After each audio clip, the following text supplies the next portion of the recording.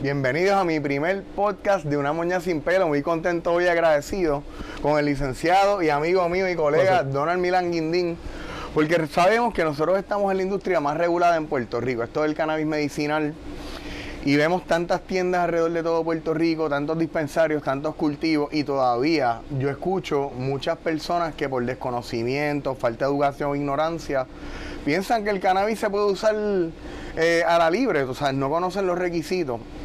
Y básicamente quería dialogar contigo, Donald, porque siempre hablamos de lo positivo y todas las cuestiones positivas del cannabis, pero también hay que hablar de las consecuencias legales y penales.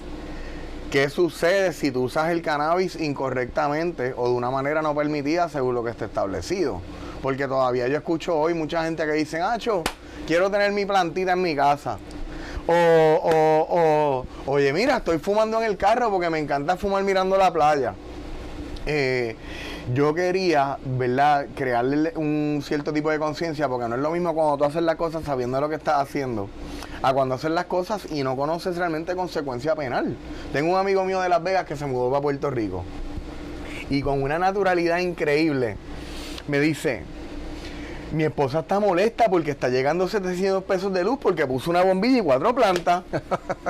Chico, él viene de Las Vegas, él tiene permiso en Las Vegas para cultivar 10 plantas en su estado. Aquí en Puerto Rico no le digo, chico, mano, eso tú sabes que yo siempre como abogado tengo que dirigir a la gente a que haga realmente lo que se permite legalmente. Y cuando le digo que no se permite el autocultivo, abrió los ojos así y dijo, que no se puede en Puerto Rico. O sea, que un vecino no me puede ver cargando la matita en lo que la limpio. No, te pueden llamar a la policía. Y aunque parezca gracioso, porque uno dice, ¿dónde está a veces el intelecto o las personas que a veces caminan sin saber realmente cuáles son las consecuencias? Que tú nos expliques qué es lo que es un artículo 401, qué es un artículo 404. ¿Y cuáles son esas consecuencias penales si yo pongo una planta en mi casa, si me cogen en el carro, si estoy en el yunque y estoy en una charca y estoy fumando, que en Puerto Rico es ilegal fumar? ¿Cuál sería ese proceso lamentable, de mucho sufrimiento y bien costoso que tendría que llevar esa persona a cabo? Bueno, Gaby, pues gracias por la invitación. Como hablábamos ahorita fuera de récord, vamos a hacer el siguiente ejercicio, que yo creo que es el más práctico.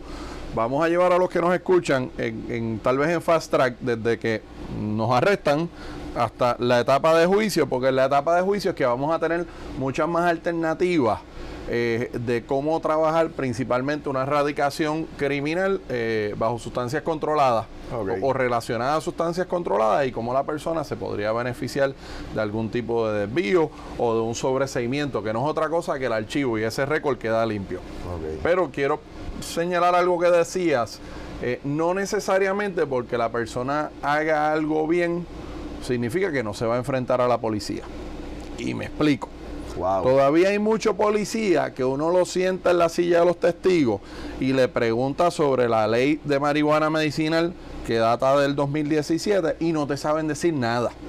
Así que ahí uno tiene un problema práctico de ese policía que puede intervenir con un ciudadano que a lo mejor tiene en esos momentos marihuana medicinal en su carro, en el potecito, con el label, y termina esa persona en un tribunal frente a un juez, enfrentándose a una imposición de una fianza, claro, aunque esté haciendo las cosas bien.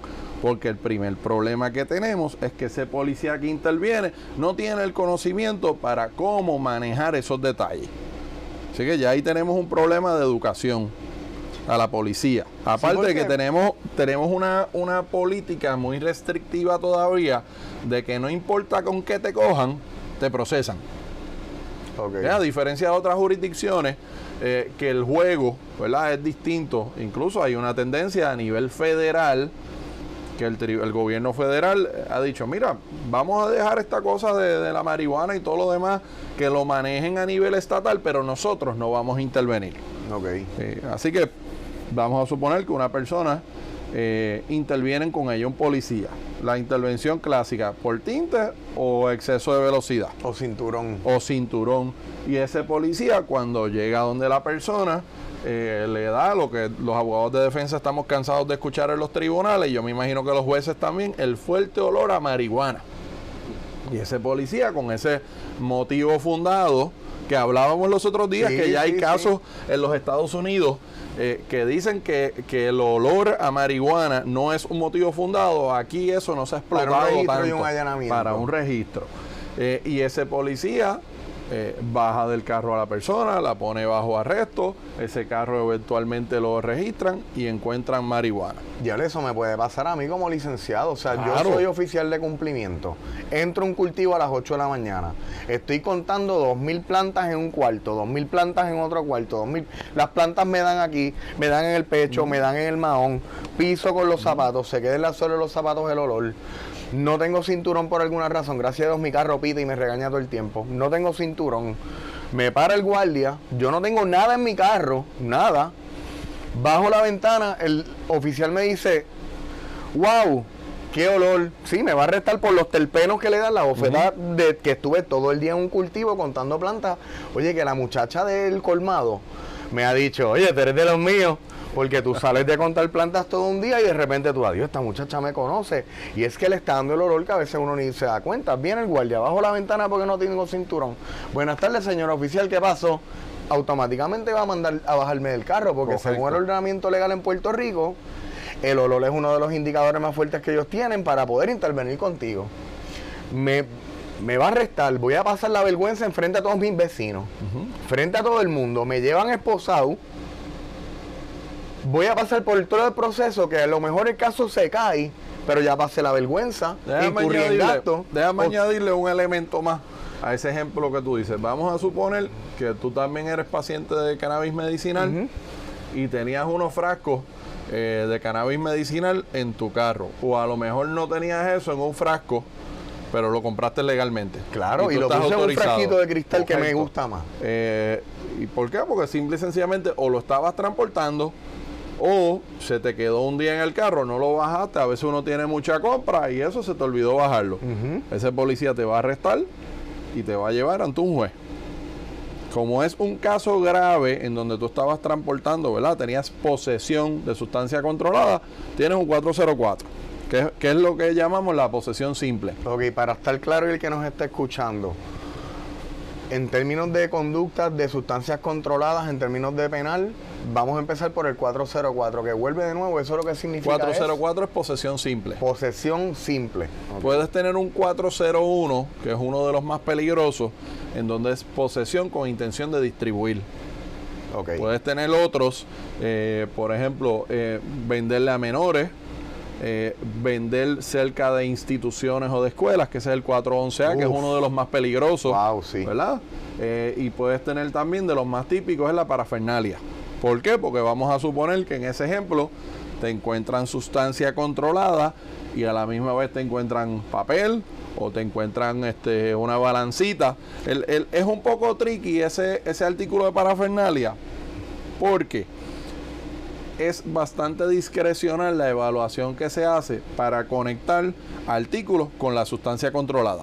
Pero pudiera darse el caso que yo compro mi cannabis medicinal cumpliendo con la ley de una manera legal en el dispensario, pero entonces tengo la parafernalia que compré en el puesto de gasolina y la tengo en el Correcto. carro y la ley de cannabis medicinal no la permite. Hiciste dos compras legales, porque compraste cannabis medicinal de manera legal, y una pipa legal. y fuiste a comprar una pipa, o a lo mejor hasta compraste unos guantes porque tienes que fregar por la tarde o tienes que pintar la reja en tu casa y no te quieres ensuciar las manos. Pero el policía lo que está viendo es que hay sustancia controlada y parafernalia. Ok. Así que tienes dos delitos graves. Vas a ir ante el juez. Tienes que llevar un abogado, ¿verdad? Aunque vas a tener policías que te van a decir, mira, tranquilo, que yo te ayudo yo te ayudo ahí en la regla 6, no te preocupes, no tienes que llevar abogado. Wow. Eso pasa. No caigan en los pescados, gente, siempre es representación. La fuerza- Para eso es que es esto, para que aprendan. En la policía hay mucho policía bueno, pero hay policías que tienen esas malas costumbres. Ok. Como yo hablaba con unos abogados los otros días, ya el policía no te entra a palos en el cuartel para sacarte la información, sino que ahora se hace pasar por tu amigo. Te dice, mira, tranquilo, habla, que yo hablo con el fiscal. ¿Qué tienes? O yo Dámelo, hablo con dame el lo que tú juez. tienes. Y ahí empieza ese juego. Pero vamos al tribunal entonces. Vas a estar ante un juez, se tiene que pasar cierta prueba. Y yo te diría que por lo menos 9 de cada 10 casos en regla 6 son una determinación de causa. Así que eso lo que significa es que pasas a la otra etapa y el juez viene obligado a ponerte una fianza. Okay. Así que vas a tener delitos.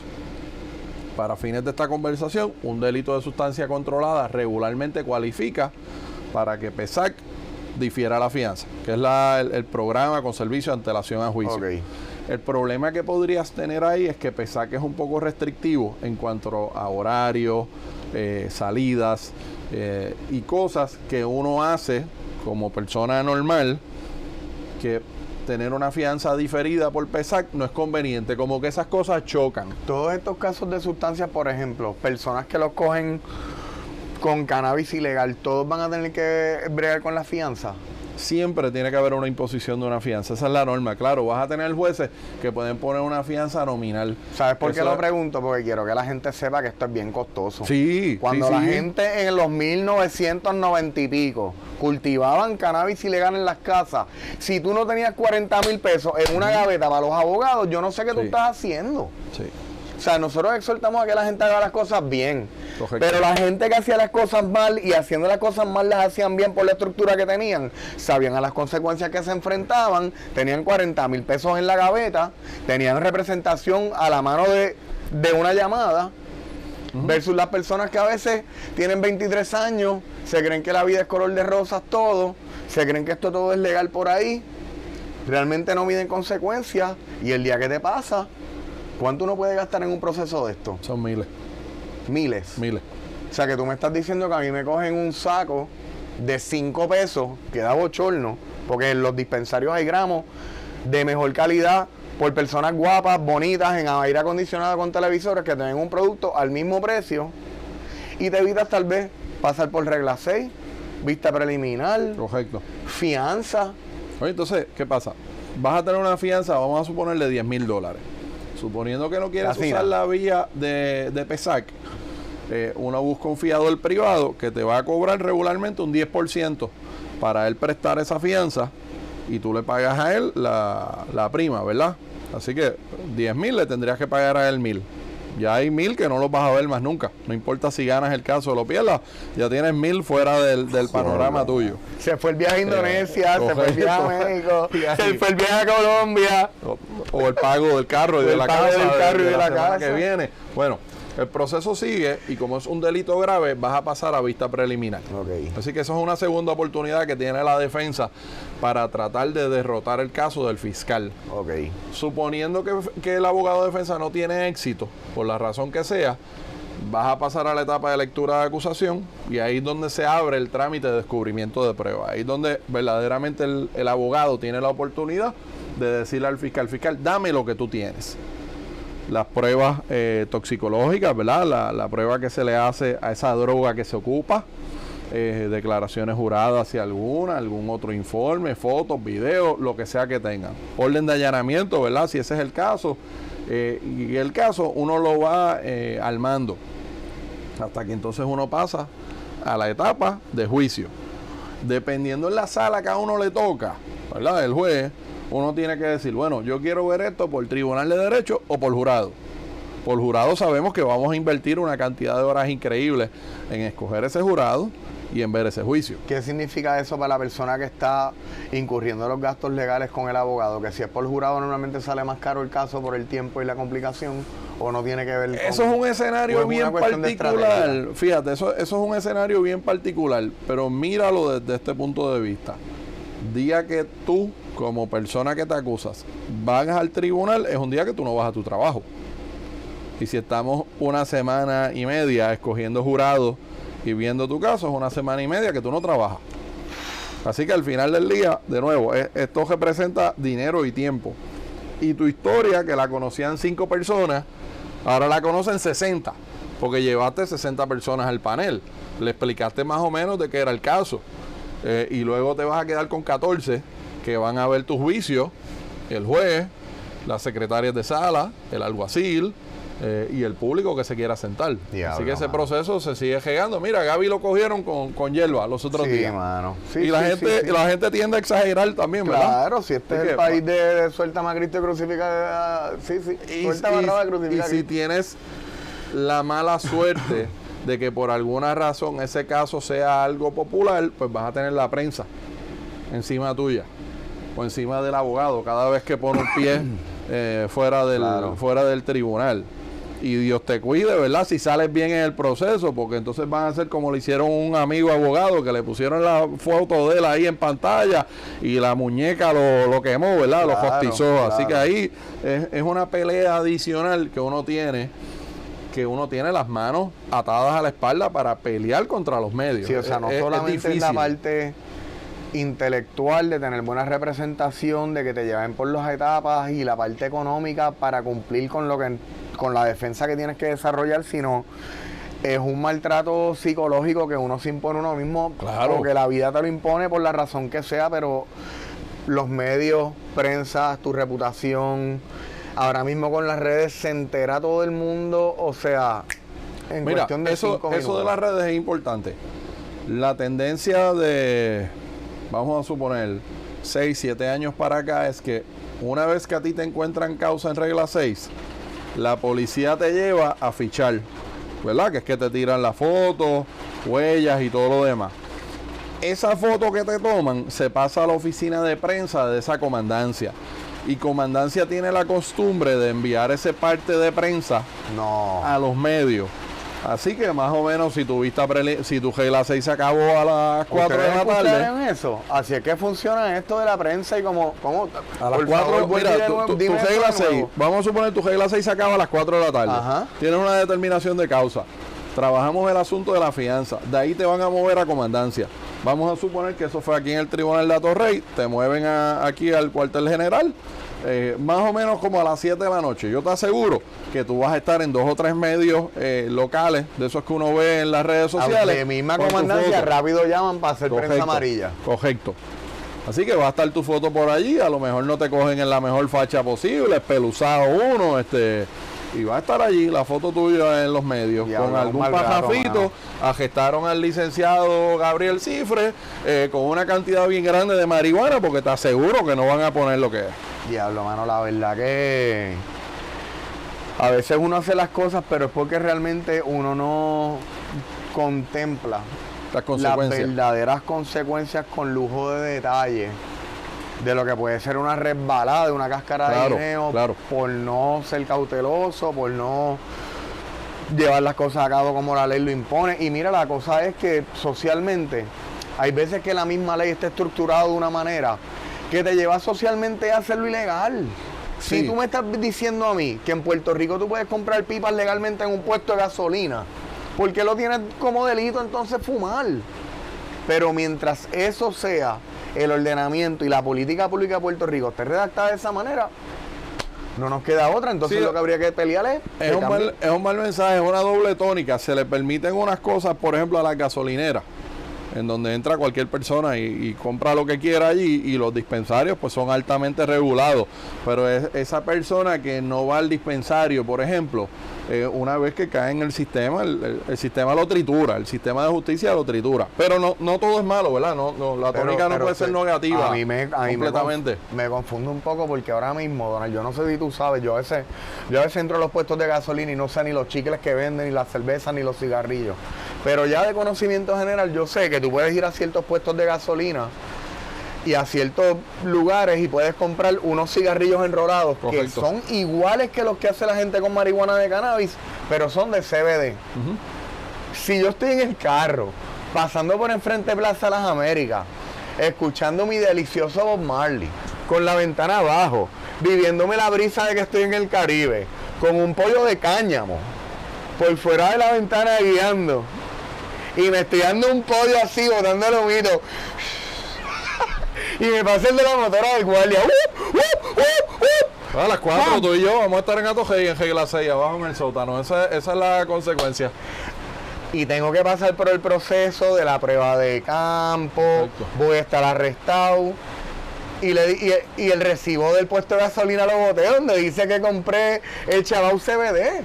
Y probablemente vamos a tener el problema, yo como abogado tuyo, vamos a tener el problema de que yo voy a ir a ese garaje de gasolina, mira, yo necesito esos recibos, Y a lo mejor no vamos a tener un recibo que diga, mira, tú compraste a tal hora tal cosa, sino que vamos a tener un recibo bien genérico que diga, eso costó, qué sé yo, 5 o 6 pesos. Va a tener 26 pesos, los 20 que eché de gasolina, la Coca-Cola y... Ese es el problema. Ah, pues estamos fritos. No, siempre hay que hacer. Pero entonces vamos a movernos ya. Estamos llegando a juicio. Tenemos que hacer la determinación. Vamos a ver el caso por jurado. Vamos a verlo por tribunal de derecho, que es con el juez. O el fiscal o el abogado comienzan a dialogar. Y uno le dice al fiscal o el fiscal le dice a uno, mira, ¿por qué tú no te coges un desvío aquí? Tu cliente puede cualificar para un desvío. Así que ahí tendríamos que mirar qué nos dice la ley de sustancias controladas. Tú vas a tener ese artículo 404, vas a poder jugar con él y vas a tener 2 incisos que te van a ayudar. Tienes el 404B, que lo que hace es que la persona autoriza, ¿verdad?, por conducto de su abogado, a obtener esa especie de desvío, y el efecto que tiene es una especie de probatoria bajo el 404B. Claro, la persona tiene que ser la primera situación legal de esa persona. Eso influye mucho, ¿verdad? Se evalúa ese entorno y se refiere entonces al 404B. El efecto de eso es que vas a tener al final del día una sentencia de archivo. No vas a tener si cumples con la probatoria, si cumples y con no esa te cobran probatoria, ningún requisito. Correcto. Tienes el 404C, que es con autorización del fiscal, y ahí te evalúa AMSCA. AMSCA hace un informe y dice, mira, esta persona, aunque la cogimos con sustancia controlada, parece no tener problemas con el uso de sustancia, ¿verdad? Sí, pues eso me hace sentido porque, digo, eso es un paréntesis, eso es otro tema. De los últimos proyectos que estaban planteando en el Capitolio de Cannabis Medicinal era el de Héctor Ferrer, creo que es el proyecto 1191, y una de las cosas que estaba redactado en ese proyecto es que si incumples algo de cannabis, o sea, te sales de lo que es permitido, te refieren directamente a AMSCA, y AMSCA sería un poco mejor que irte a la cárcel. Bajo ese proyecto que tú hablas, sí, pero aquí la función de AMSCA es evaluar. AMSCA dice, mira, esta persona parece no tener problemas con abuso de sustancias. Vamos entonces a darle, ¿verdad?, referirlo, darle algún tipo de ayuda, y ahí sí tendrías entonces que hacer, por ejemplo, labor comunitaria. El efecto del 404C es que vas a tener al final del día una sentencia por un menos grave. La ventaja es que la sentencia del menos grave, a los 6 meses, tú puedes borrarla de tu récord. Bajo el 404B no, ahí tienes un archivo. El problema es... Pero es mejor archivarlo que lo del récord. Claro, sí. es mejor el archivo. Lo que pasa es que depende quién es la persona que es acusada, para entonces tú determinar cuál de las 2 alternativas buscar. En la última alternativa tiene que haber una autorización del fiscal. Correcto. Los casos, no sé si estoy hablando de más y por favor me corriges.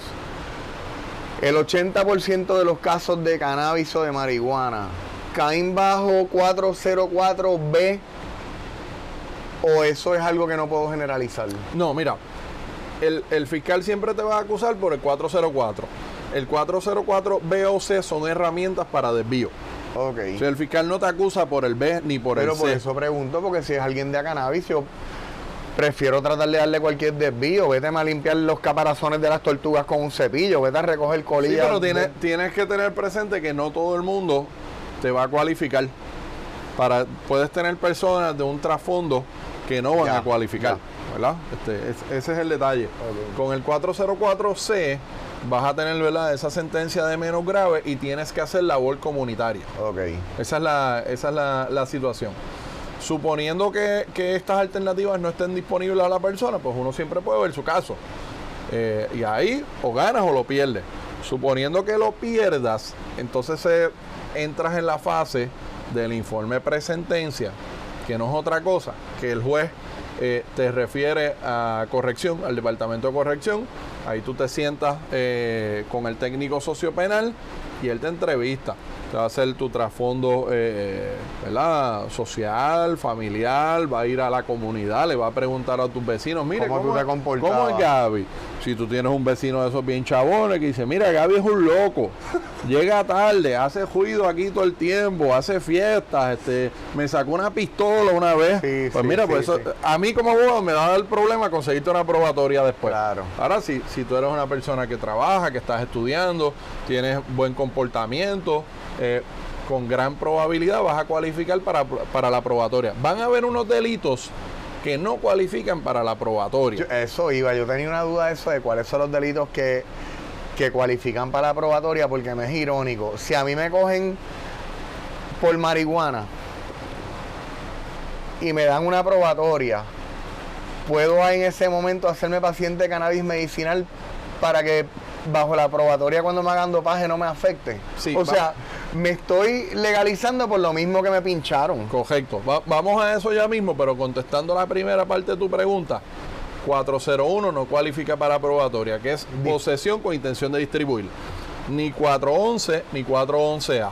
¿Verdad? Okay. 411 es el empleo de menores y 4011A es cuando tú vendes, ¿verdad? Traficas cerca de instituciones o de Sí, escuelas. esos son otras ligas. Esos son casos mucho más complicados para uno defenderlo.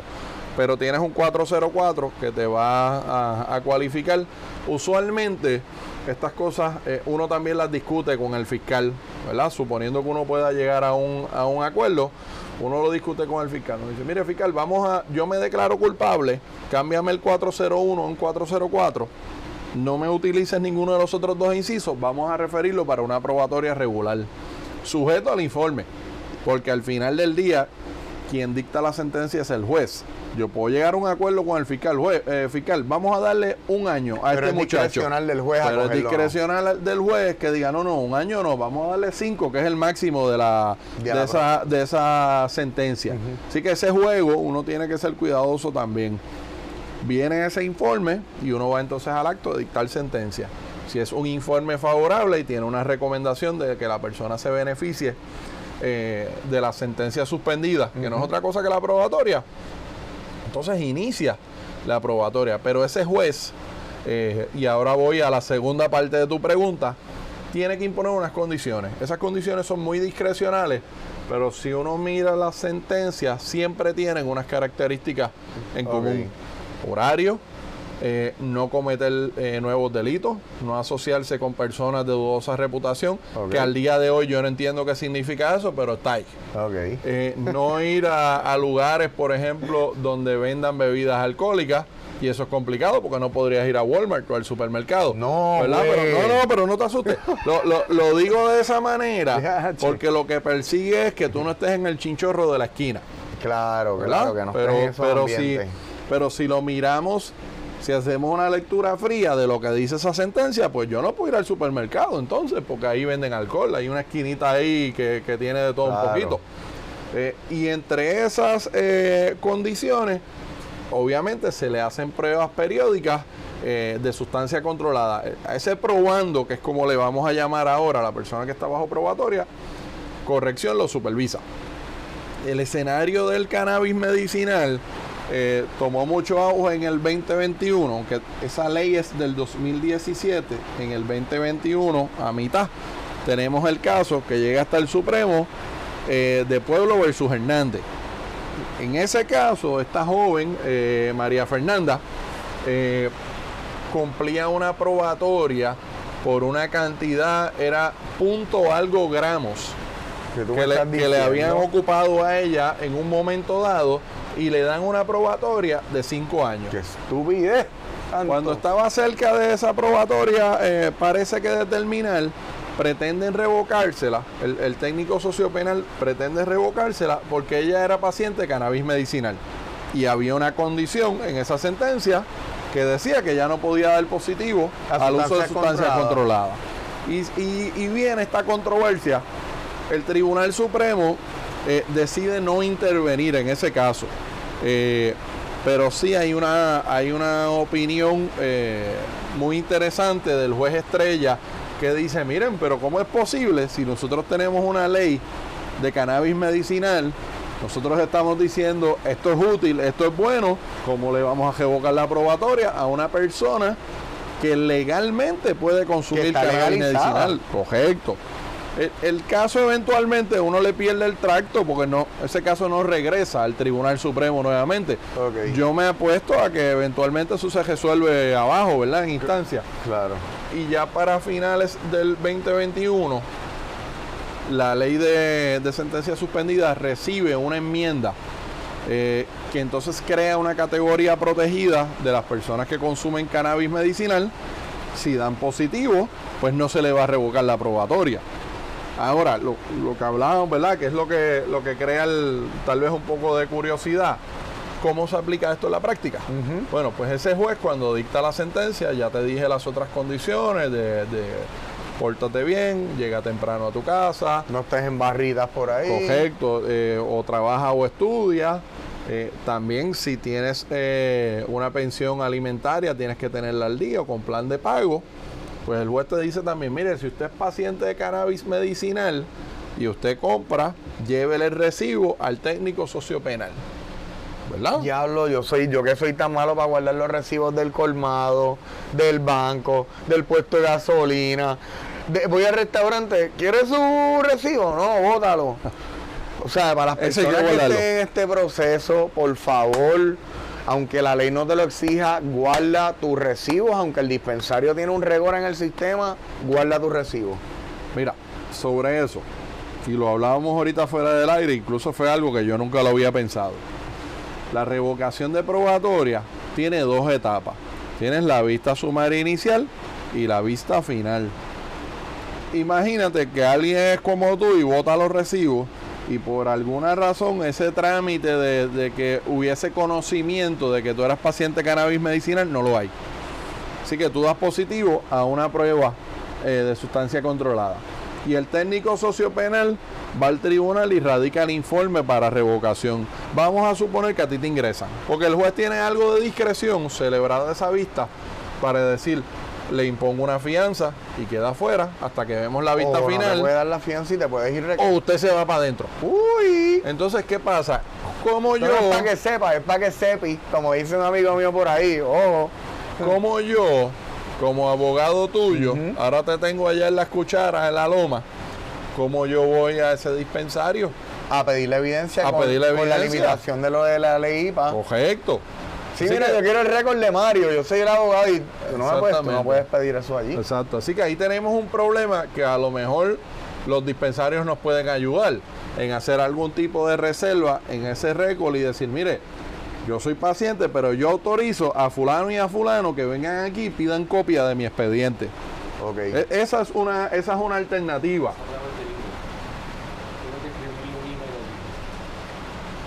Sí. Nos decían, por ejemplo, del público que puede haber una alternativa, por ejemplo, de enviar un email. Pero claro, tenemos que tener presente que esa persona está confinada. Claro. No tiene acceso a absolutamente nada más. No es solamente decírselo al bartender, escribir un email describiendo la cosa para que el dispensario se pueda poner en una posición de ayudar en la recolección de evidencia a favor de esa persona, o por lo menos para demostrar que la persona lo está haciendo bien. Correcto.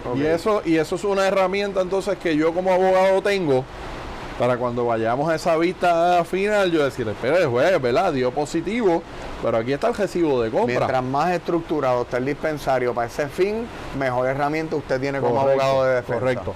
Pero la vía, ¿verdad? Fácil, lo más práctico para que no caigamos en esto, es que tú cuando compres tienes ese recibo y ese recibo se lo lleves a tu técnico sociopenal. Y los tengan siempre bien organizados. Y eso está en récord. Y obviamente uno conserva una copia también. Claro. De manera que cuando te vayan a arrestar o tú vayas al tribunal, tú dices, mire, licenciado, aquí le traje los recibos, aquí tiene, para que me defienda. Porque yo necesito ciertas herramientas para atender el asunto. Yo te digo algo, este tema, esto es más pesado que salir a correr. Este tema a mí me da dolor en el vaso. Uno empieza por la semilla y terminas con el estómago revolcado, pero es importante porque hay personas. Tú no te vas a arriesgar 60 mil pesos, 50 mil pesos por 4 plantas para sacar un octavo en tu casa, ni para estar comiendo ñoña por ahí en el carro, cuando en verdad tienes tu hogar. Puerto Rico todavía tiene un montón de cosas que tenemos que evolucionar y trabajar en ese sentido, porque las penas no van acorde con el daño social que realmente la persona está llevando a cabo. La esclavitud fue legal por mucho tiempo y nosotros como Estado y como ordenamiento judicial aprobamos y aplaudíamos la esclavitud. Es legal, está súper bien. Y tú como juez decías, sí, eso se puede. Tú eres dueño de aquel y le puedes dar con el látigo también. En un momento histórico se permitía. Sí. Pero la esclavitud no es ética ni moral. O sea, el cannabis no tiene esa cuestión de que realmente estás haciendo un súper daño social a nadie. Porque yo no te puedo amenazar con un grullo en la mano. Pero las penas y el proceso, gente, mete miedo. Entonces te van 40,000 pesos y la hierba está bien barata y está legalizada en los dispensarios. A lo que voy es, o sea, hagan las cosas bien. Y si las vas a hacer mal, aprenda a hacerlas. No, y fíjate en algo, ¿verdad? El juez viene obligado a seguir la ley, ¿verdad? Los jueces a veces tratan de ser algo flexible. Tienes, por ejemplo, una cantidad bien pequeñita que te cogen o algo, pero estrictamente si nos vamos al libro, pues te cogieron un pollo y ven el juicio y si te lo cogieron y el juez viene obligado a declararte culpable. Sí, no es que el juez puede decir, ay, no es porque yo tengo un sobrino que estudia en Europa. Correcto. Y mi sobrino consume cannabis, yo como juez pienso que eso está cool y de repente el mismo juez decir, mira, no me traigas eso a esta sala. Exactamente. Porque eso mi sobrino vive en Holanda. Sí. Eso es algo, no va a poderlo hacer. O aún él en su carácter personal, que a mí no me consta, pero yo estoy seguro que deben haber muchos que son pacientes de cannabis medicinal. Porque la ley de la judicatura no impide eso, ¿verdad? Okay. Sería ilegal ese impedimento de uno no servir como juez si uno es paciente de cannabis medicinal, pues sería lo mismo que tú tomar Panadol y que te digan que no puedes ser juez, ¿verdad? Simplificándolo, pero no dudo que hayan jueces o fiscales que sean pacientes de cannabis medicinal. Pero independientemente del sistema y en su manejo de ética como juez y en sus responsabilidades, tiene que verse obligado a llevarlo a cabo. Correcto. Nos queda otra alternativa, que son los drug courts, que son estas salas especializadas que buscan igualmente en delitos no violentos, si uno cualifica, ¿verdad? Que la persona entonces reciba tratamiento, ¿verdad? Y ahí sí AMSCA juega un papel mucho más importante. La persona recibe tratamiento, hay unas vistas de seguimiento muy continuas y eventualmente esa persona se archiva también su caso. Oye, pero AMSCA no me puede decir que no puedo consumir cannabis medicinal para volver a la Klonopin. Correcto, no debería ser. Siempre esa última enmienda que te decía, la ley de sentencia suspendida, va a ir alrededor de los otros desvíos y va a darle esa protección. Por eso es que crea esa categoría protegida. Si tú estás en un desvío bajo ley 54, que es el 3.6, vas a tener más o menos esas mismas condiciones que te podrían imponer una probatoria normal. El efecto igualmente es que se archiva, pero vas a tener la protección que si eres paciente de cannabis medicinal, pues mira, pues no te pueden revocar por eso. En el caso de drug court, lo que se busca es, mira, tú cometiste un delito no violento, no tienes historial o tienes un historial, ¿verdad? No muy fuerte, criminalmente hablando, y cometiste ese delito porque en conexión, uno podría decir, por el problema tuyo de consumo de sustancias controladas. El caso típico, robó porque necesita dinero para comprar sustancia. Tiene un problema de adicción, ¿verdad? Pues allí entonces se mueve el caso de un proceso, ¿verdad?, punitivo a un proceso terapéutico. Ya. Y si se trabaja, ¿verdad?, más con una éxito, visión de rehabilitación que de ámbito penal. Cierto. Sí tenemos que tener presente que por mandato constitucional tiene que haber rehabilitación. El detalle está cómo el sistema enfoca ese asunto. Yo no creo que las cárceles rehabiliten. Esa es la realidad. Pero en ocasiones vamos a tener personas acusados que no hay manera de que me cualifiquen para ninguna de estas cosas. Así que esos van a terminar inevitablemente en la cárcel. O podemos tener personas, ¿verdad? Porque lo que tenemos es una protección para cannabis medicinal. Pero si tú tienes una persona con un problema de abuso de sustancias, como por ejemplo cocaína, y da positivo en una prueba y está en una probatoria, va para adentro. Y es lo que decíamos ahorita, es el botón de reset. Tú tenías una probatoria 5 años, 4 años, 3 meses ya cumplida, empiezas de lleno, empiezas desde cero en la cárcel. Sí. Esa es la situación.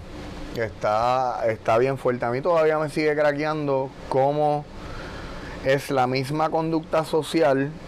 Me cogen consumiendo marihuana, no es la legalizada, tengo un problema legal, consumo cannabis legalizado, no sería entonces un problema legal si lo hago bajo lo que me permite el reglamento 9038. Sí, y de nuevo, yo creo que el enfoque de las cortes tiene que ser en penalizar tal vez al que se coge, por ejemplo, con la intención de distribuir, el que utiliza menores, el que distribuye cerca de instituciones o de escuelas. Claro. Pero procesar a una persona, llevarla hasta juicio por tú cogerle un cigajillito, ¿tienes una idea de cuánto cuesta? Vamos a dejar a un lado cuánto cuesta el abogado, cuánto cuesta la fianza, cuánto cuesta tú no trabajar y tener que ver tu caso. Piensa en lo que le cuesta al Estado. Tiene un juez, tiene una estructura, tiene un fiscal. Sí, abogado de defensa, fiscal, panel, tribunal. ¿Y cuánto cuesta un juicio por jurado? ¿Cuánto le cuesta al Estado paralizar el aparato para que yo esté una semana defendiendo a un muchacho que le cogieron un cigajillito? Son miles de dólares. Es que no hace ni sentido. No tiene ningún sentido. Entonces vamos a suponer que es cierto que le cogieron ese cigajillito. Oye, si yo veo ese jurado y sale bien, pues el muchacho se va para su casa. Así que nunca le enseñamos, ¿verdad? Nunca le enseñamos, mira chico, eso no se hace, eso no está bien, vamos a trabajarlo de otra manera. Ese muchacho sale bien. Es un escenario. Si uno coge un jurado que es liberal y todo el mundo dice, va a salir bien la persona. Bueno, eso no está escrito en piedra, pero si tú ves un caso, tienes la posibilidad de ganarlo igualmente. Claro. Y si lo ganas, nada de esto que hemos hablado va a aplicar. Pero sí, sencillamente saliste por la puerta ancha. Gastaste un montón de dinero que Puerto Rico ahora mismo la gente no tiene. O sea, ahora mismo el dinero debe ser para tú mejorar tu vida, educarte mejor, la escuela de tus hijos, el carro, pagar tu casa, ahorrar dinero por todo lo que está pasando, no para gastar 30,000 pesos en un caso de esto.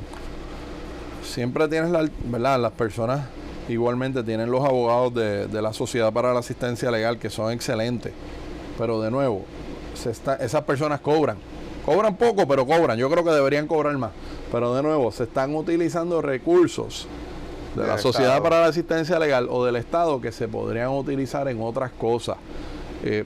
Las estadísticas son claras de que es más peligroso alguien bajo efecto de marihuana o alguien bojacho guiando. Claro. ¿Verdad? Eso lo tenemos que poner en una balanza y llevarle el mensaje a los jueces. Mira, llega un caso en regla 6 de un muchachito, estudiante, que lo cogieron en Mayagüez y vive al otro lado de la isla, y lo cogieron por un cigajillito.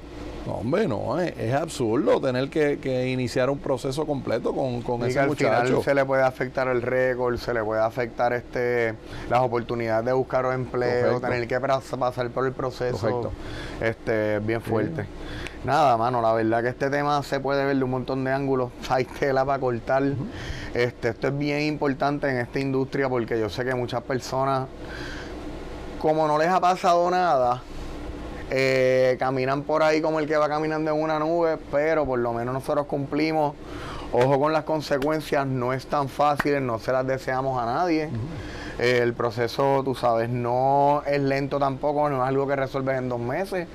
Entras en una conducta ilegal, entras en un trámite penal y puedes estar en eso. ¿Cuánto es el promedio de un caso de droga? Yo te diría que más o menos 1 año y medio. Desde que te arrestan hasta que te dictan sentencia. Esto no está fácil, estar en las cortes y en tribunal de 1 año y medio, 2 años. Eso apaga a cualquiera. No solamente te apaga económicamente, sino el espíritu también. Y más cuando es por cannabis. Así que, contra Donald, de verdad, tu información, gracias, porque yo creo que nosotros tenemos que seguir trayendo temas así a la industria de cannabis per se y a la gente que a veces tiene 3 trabajos, están a 9 pesos la hora, trabajan 12 horas al día y que por lo menos puedan ver algo en 40 minutos y agarrar más maña, que a veces uno no puede pasar por la escuela de leyes o no tienes un pana fiscal o no tienes un pana abogado, que por lo menos le podamos desarrollar un poquito de piel y esta conciencia de Ojo, porque las consecuencias no están fáciles, hermano. Así que gracias por de verdad venir aquí a Dale, siempre a la una orden. moñita sin pelo. Seguimos.